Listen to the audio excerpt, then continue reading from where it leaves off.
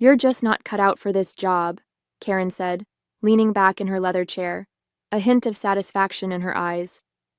"The West Ridge Hotel project needs someone with stronger leadership skills." I maintained my composure, despite the familiar sting of her words. Through the glass walls of her office, I could see our colleagues glancing curiously in our direction. "The same West Ridge Hotel project where my redesign saved us $300,000? I asked quietly. Karen waved her hand dismissively. "My redesign. I presented it to the board. After I created it." "That's your job, Sophia, to support me." She sighed theatrically. "Look, this isn't working anymore. I need someone who understands their place in the hierarchy." I nodded slowly, a strange calm washing over me. "I understand perfectly. I'll leave on Friday, but Monday will be interesting." Karen rolled her eyes. Always with the cryptic comments, "This is exactly what I'm talking about." "I'm Sophia Vasquez, 49 years old, Senior Project Coordinator at Reynolds Architecture and Design. For 8 years, I've crafted innovative solutions for our clients' most challenging projects. My passion is creating spaces that blend beauty with functionality, but more importantly, staying within budget while exceeding expectations. What stands in my way? Karen Mitchell, 41, my direct supervisor and the firm's youngest partner. She's mastered the art of harvesting others' ideas, particularly mine, and presenting them as her own. Her quick rise through the ranks was built on stolen concepts and misappropriated credit. And now she wants me gone. After years of taking credit for my work, she's decided I'm expendable. Perhaps I've become too vocal about recognition. Perhaps she senses that others are starting to notice the pattern. Whatever her reasons, she's made her move. As I walked back to my desk, I passed the wall of project photos in the main hallway. The West Ridge Hotel, the Pinecrest Community Center, the Lakeview Towers, all projects I'd poured my heart into, all bearing plaques with Karen's name as lead designer. My phone buzzed with a text from David, one of our senior architects. "How'd the meeting go?" Karen looked smug. "As expected," I replied. "She's pushing me out." "That's insane. Your coastal restoration project just won an award." "Her coastal restoration project, according to the press release." I settled at my desk, unlocking my drawer to retrieve the external hard drive containing copies of all my original designs, email chains, and documentation. Insurance I'd begun collecting months ago when Karen's behavior shifted from merely taking credit to actively minimizing my contributions. My desk phone rang, our receptionist's extension. "Sophia, there's someone from Archer and Hayes in the lobby asking for you. Says it's about the consultation you did for them." I froze. I'd never done any work for Archer and Hayes, our biggest competitor. "I'll be right down." As I rode the elevator, a sinking feeling settled in my stomach. This wasn't just about Karen taking credit anymore. Something else was happening. Something worse than I'd realized. I've spent 27 years in architecture and design. Starting as a drafting assistant in New York, I worked my way through increasingly complex projects while raising my daughter as a single mother. My portfolio expanded from residential renovations to commercial complexes to the sustainable public spaces that became my specialty. 8 years ago, Reynolds Architecture and Design recruited me from a smaller firm in Philadelphia. The promise: a leadership position, creative freedom, and the resources to pursue innovative, sustainable design. For the first 4 years under our previous creative director, I thrived. My coastal restoration project, a series of community spaces built with reclaimed materials that could withstand severe weather events, became the firm's calling card. Then Karen arrived. Originally hired as a project manager, she quickly aligned herself with our aging founder, Harold Reynolds. Her approach was calculated: lavish compliments, strategic lunches, weekend invitations to her Catskills cabin. Within 18 months, she'd secured a partnership, the youngest in the firm's history. Initially, I admired Karen's ambition. Her presentations were polished, her client interactions smooth. She seemed genuinely enthusiastic about my designs, often stopping by my desk to discuss concepts. I interpreted her interest as mentorship, perhaps even friendship. The warning signs appeared gradually. First came the collaborative presentations, where my contributions went unmentioned. Then projects I'd initiated were suddenly reassigned, with Karen overseeing them directly. In meetings, she began interrupting me or rephrasing my ideas as her own. Sophia had an interesting starting point, she would say, but I refined it into something more practical. Harold, nearing retirement and increasingly disengaged, seemed charmed by Karen's confidence.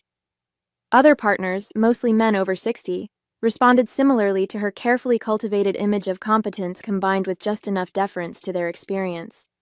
My colleagues noticed the pattern. David from the architectural team once whispered, "Did she seriously just present your riverfront concept as her breakthrough idea?" Our receptionist, Jenna, started marking my original designs with timestamps before filing them, giving me silent nods of support. I persevered, believing my work would eventually speak for itself. When we won the Regional Design Excellence Award for the Coastal Project, I anticipated acknowledgement. Instead, Karen accepted the award alone, her speech excluding any mention of my contribution. That night, I began backing up my work, saving emails, documenting my design process with dated entries. Not for confrontation, I still hoped things would improve naturally, but for peace of mind. Looking back, I was naive. Karen wasn't just an opportunist.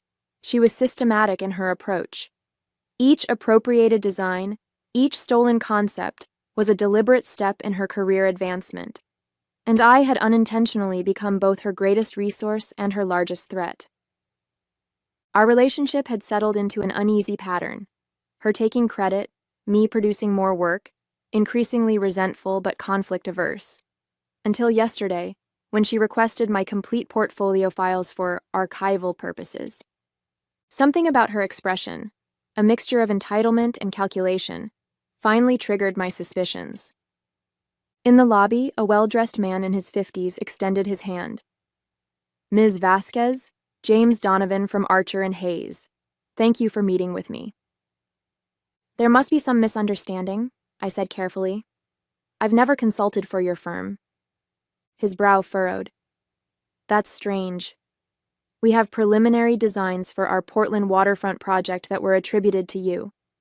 Karen Mitchell shared them last month, said you'd provided consultation." My stomach dropped. The Portland waterfront, a $50 million revitalization project that would transform the city's harbor district. I'd sketched concepts for it after hours, purely as a creative exercise, never intending to share them officially. "May I see these designs?"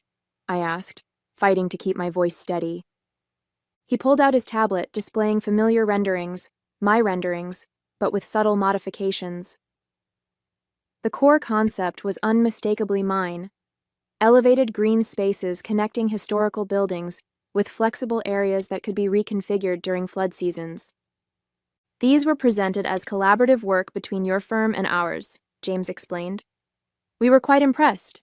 In fact, we've incorporated several elements into our final proposal." The room seemed to tilt slightly.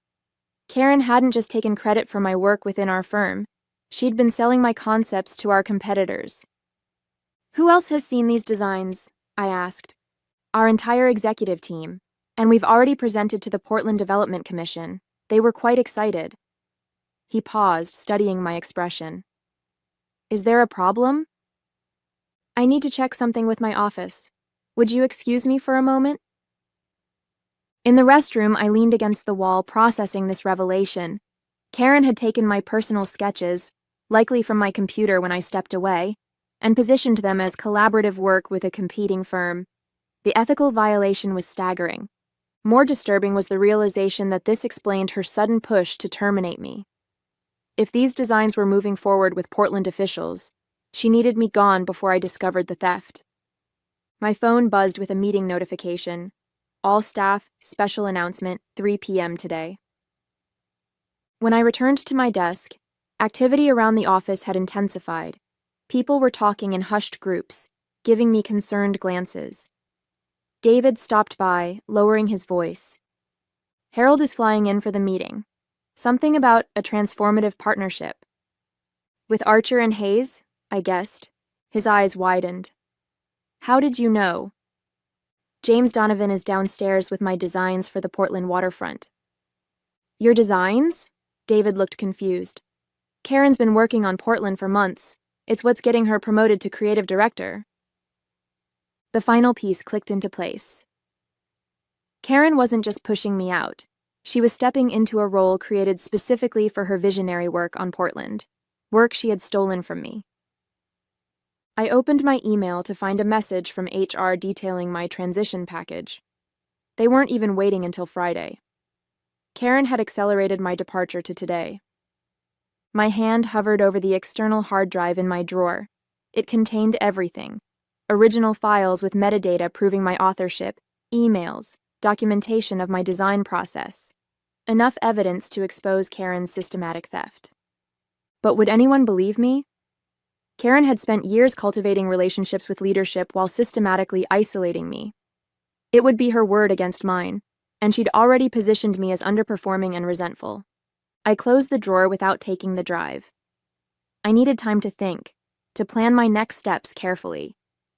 This wasn't just about credit anymore. It was about professional ethics, potentially legal issues, and my entire career. The conference room filled quickly for the 3 p.m. meeting. I chose a seat near the back, ignoring the whispers and glances. Karen stood at the front beside Harold Reynolds, looking triumphant in a tailored navy suit, the one she reserved for important presentations. Harold cleared his throat. Today marks an exciting new chapter for Reynolds Architecture and Design. We're announcing a strategic partnership with Archer and Hayes for the Portland waterfront revitalization.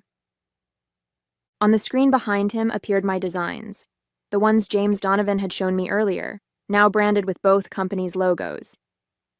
This collaboration, spearheaded by Karen Mitchell, represents the innovative thinking that drives our firm forward, Harold continued. Karen's vision for Portland has already impressed city officials and secured preliminary approval. Karen stepped forward, beaming.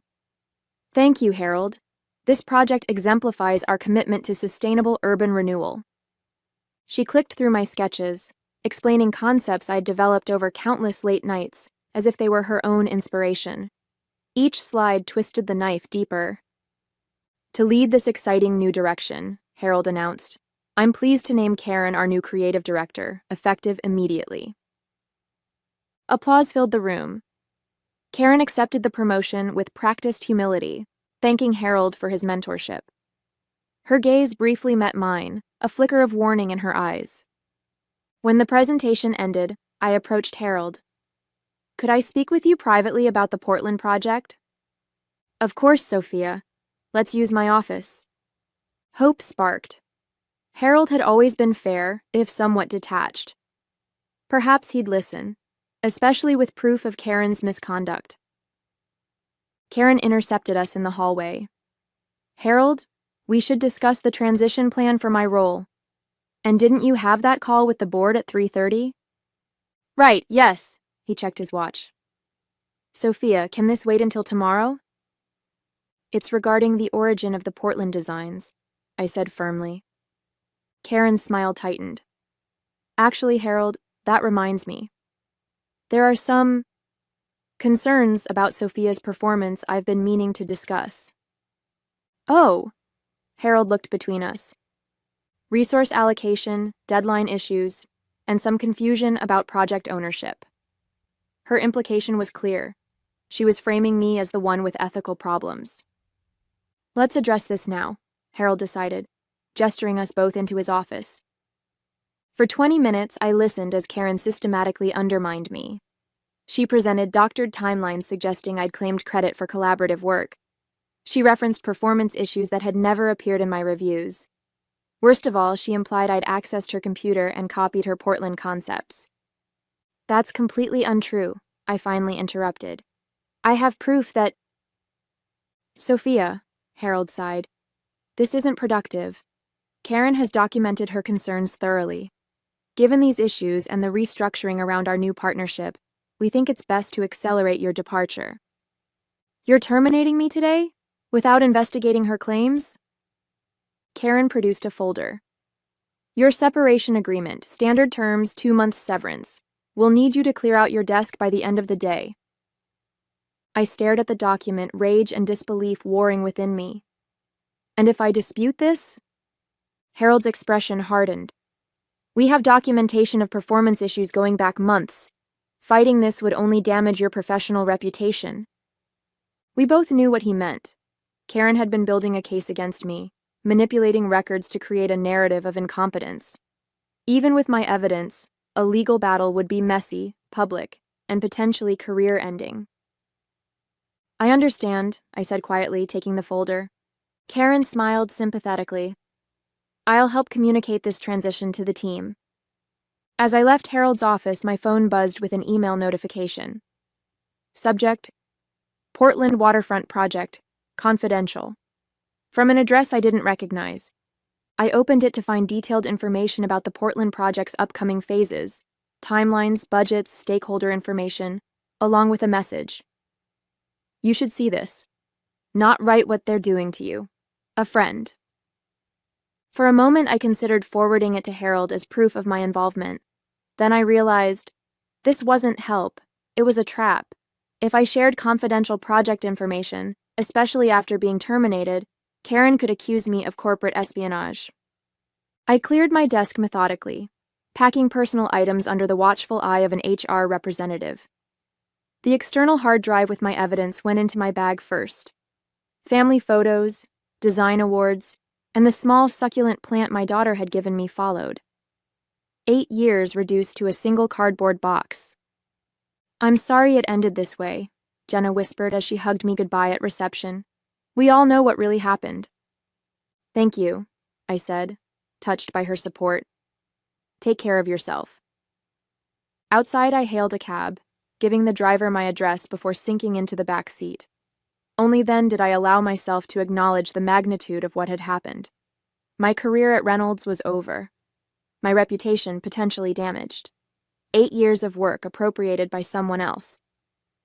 My phone buzzed with texts from concerned colleagues. I silenced it, needing space to think. The separation agreement sat heavily in my bag, its terms simultaneously generous and insulting. 2 months' salary in exchange for my silence and a legally binding admission of inadequate performance. At home, I poured a glass of wine and opened my laptop. First, I backed up all evidence to a secure cloud account. Then I began researching my options, making notes on employment law and intellectual property rights. A knock at my door interrupted my research. Through the peephole, I saw David looking worried. I came to check on you, he said when I opened the door.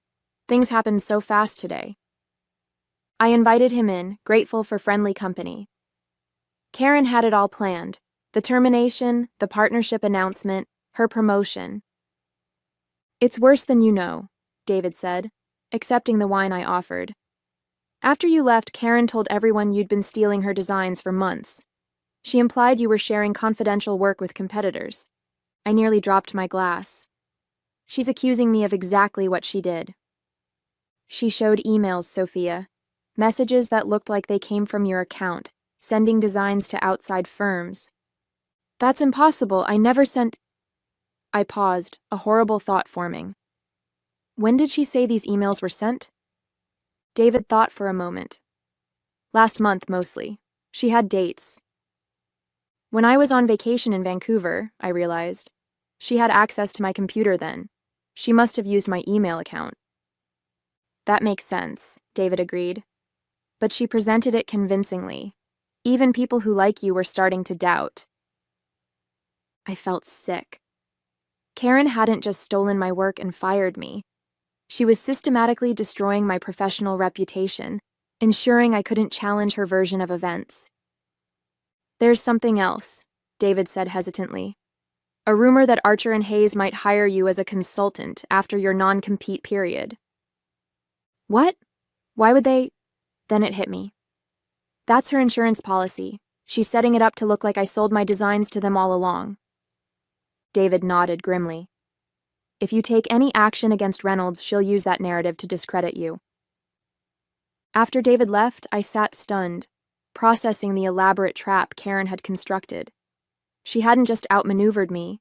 She'd planned multiple moves ahead, anticipating my potential responses and neutralizing them before I could act. My phone rang, an unknown number. Against my better judgment, I answered. Ms. Vasquez? James Donovan from Archer and Hayes again. I wanted to follow up on our conversation. Mr. Donovan, I can't discuss anything related to Reynolds or the Portland project. I'm no longer with the firm. Actually, he said, that's precisely why I'm calling. Our leadership team was impressed with the concepts Karen attributed to you. We'd like to discuss a potential position. It was confirmation of exactly what David had warned me about, the job offer that would cement Karen's narrative of my betrayal. I need to consider my options, I replied carefully. Can I call you next week? After hanging up, I opened my laptop again, navigating to my email archive. I searched systematically through 6 years of correspondence with Karen, looking for anything that might help my case. In a folder of project communications from 3 years ago, I found it, an email chain I'd completely forgotten. Karen, seeking my input on a struggling project, had explicitly acknowledged my authorship of the coastal restoration design. Need your magic touch on this one, she'd written. The kind of innovative approach that made your coastal project such a success. It wasn't just evidence of my work. It was Karen, in her own words, confirming I was the true creator of the award-winning design she now claimed as her own. With renewed determination, I spent the weekend building my case. The email I'd discovered was just the beginning. I worked methodically through my archives, constructing a timeline of Karen's appropriation of my work. By Sunday night, I had compiled a detailed dossier, original design files with metadata proving my authorship, email chains showing the evolution of concepts Karen later claimed, performance reviews contradicting her claims of my inadequacy, and testimonials from former clients who had worked directly with me. Monday morning, I prepared to take action. My plan was straightforward. Submit a formal complaint to Reynolds' board of directors, complete with my evidence, then consult with an attorney about potential legal claims. As I reviewed my documents one final time, an email notification appeared. From Harold Reynolds. Sophia, concerning developments have emerged regarding the Portland project. Need to speak with you immediately. Available to meet this morning. Hope flared briefly. Perhaps Harold had discovered Karen's deception on his own. I responded, agreeing to meet at a coffee shop near the office at 10 a.m. Harold looked haggard when he arrived, the confident firm leader replaced by an anxious older man. Thank you for meeting, he began. I'll be direct. After our announcement, Portland officials requested additional background on the design concepts. They were impressed with the innovation and wanted to feature the designer's process in their public relations materials. I waited, sensing what was coming. Karen couldn't answer their technical questions, he continued. When pressed, she became evasive. One official recognized elements similar to your work on the coastal restoration project and asked specifically about your involvement. And what did Karen say? I asked. Harold grimaced. She claimed you had been her mentor, guiding her understanding of sustainable design principles. Despite everything, I laughed. Her mentor? She's been taking credit for my work for years. I'm beginning to see that, Harold admitted. Portland has paused the project pending clarification of the design authorship. Our partnership with Archer and Hayes is in jeopardy. Why tell me this? I've been terminated, remember? Because Karen insists you have the original files that could resolve this issue. She's claiming you took them when you left. The audacity was breathtaking. Even now, Karen was manipulating the situation, trying to force me to hand over my evidence. I have the original files, I confirmed, along with proof that they're my work, not Karen's. Harold leaned forward. Sophia, the firm's reputation is at stake. We need to resolve this quickly and quietly. Reinstate me, I said. Full position, clear my record, and remove Karen from any project involving my designs. That's not possible. Karen is already announced as creative director. Then I'll take my evidence to Portland officials directly, and to the architectural press. Harold paled. You'd damage the entire firm to get back at Karen? I'd ensure proper credit for my work, I corrected. The damage to Reynolds would be collateral to Karen's actions, not mine. As we reached this impasse, my phone buzzed with a news alert. Archer and Hayes announces withdrawal from Portland Waterfront Partnership. I showed Harold the headline. His face fell. It's already unraveling, I said gently. You have one chance to control the narrative before this becomes a public scandal. Harold stared at his coffee, clearly calculating options. What exactly do you want, Sophia? A public acknowledgement of my work. Karen removed from any project involving my designs, and I want to present my Portland concepts to the city officials personally. And the termination? I haven't decided yet, but I won't sign the separation agreement. Harold nodded slowly. I'll need to consult with the board, but the Portland situation requires immediate attention. As he left, I received another email from James Donovan at Archer and Hayes. Portland officials requesting clarification on design authorship. Would value your direct input on concepts Karen Mitchell presented. A separate email arrived from a Portland city planner, reaching out directly regarding waterfront revitalization concepts, questions about sustainable elements in the design. While Harold deliberated with his board, the situation was evolving beyond his, or Karen's, control. The very clients Karen had impressed with my work were now reaching out to me directly. For the first time since my termination, I smiled. Karen had built her career by taking credit for others' work.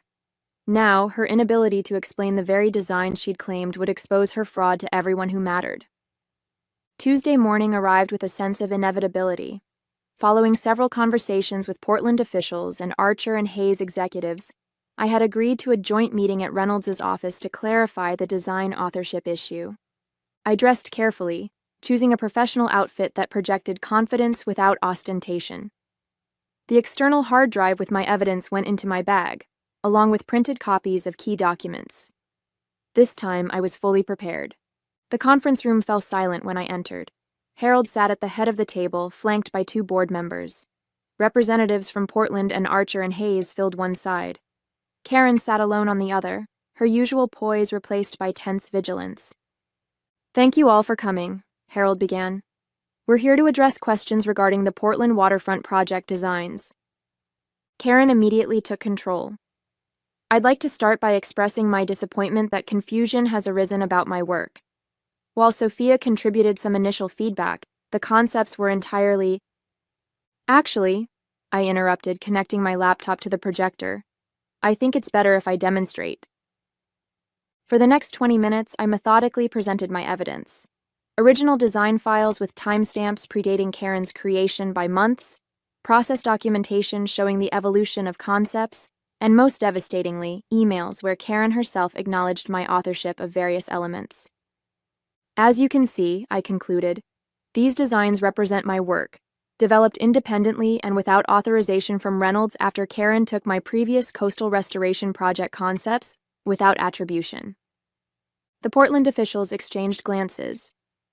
These are precisely the technical details we've been requesting, one said pointedly to Karen, details you weren't able to provide. This is absurd, Karen protested, her voice rising. She's manipulated those timestamps. She's trying to sabotage me because she's jealous of my promotion. Actually, said the Archer and Hayes representative, our technical team has verified the metadata. These are unquestionably the original files. Furthermore, added Harold quietly, our IT department has confirmed unauthorized access to Sophia's computer during her vacation last month.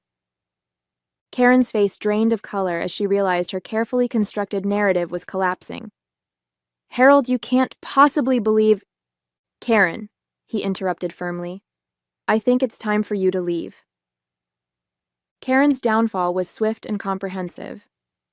Escorted from the building that afternoon, she left behind a trail of fabrications that unraveled with remarkable speed once people started asking the right questions. The board meeting that followed was equally decisive. Harold, fighting to salvage the firm's reputation, announced my reinstatement with a promotion to creative director. The Portland officials, impressed by my original concepts and detailed knowledge, Requested I personally lead the waterfront project moving forward.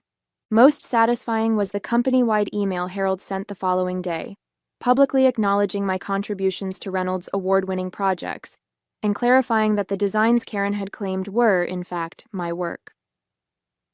I underestimated you, Harold admitted when we met privately. I should have listened when you tried to tell me what was happening. Yes, you should have, I agreed, not willing to absolve him too easily. 8 years of my work was attributed to someone else while you looked the other way. His chastened expression confirmed he understood the magnitude of his failure. 1 month later, I stood before the Portland Development Commission, presenting my refined vision for their waterfront. The project was back on track, with both Reynolds and Archer and Hayes collaborating under my direction, a partnership that now acknowledged all contributors properly. Karen, meanwhile, had become a cautionary tale in our industry. After 3 other designers came forward with similar stories of appropriated work, her reputation was in tatters. Last I heard, she had left architecture entirely. As for me, my career entered a new phase. The spotlight I'd avoided for years now felt less intimidating. I established clear protocols for design attribution at Reynolds, mentored younger staff, and finally received the recognition my work deserved. Was it worth it? My daughter asked over dinner, celebrating my first major project launch as creative director. All those years of someone else taking credit? I considered the question, remembering Karen's dismissive words that fateful day. You're just not cut out for this job. No, I replied with a smile. But the vindication at the end, that was definitely worth waiting for.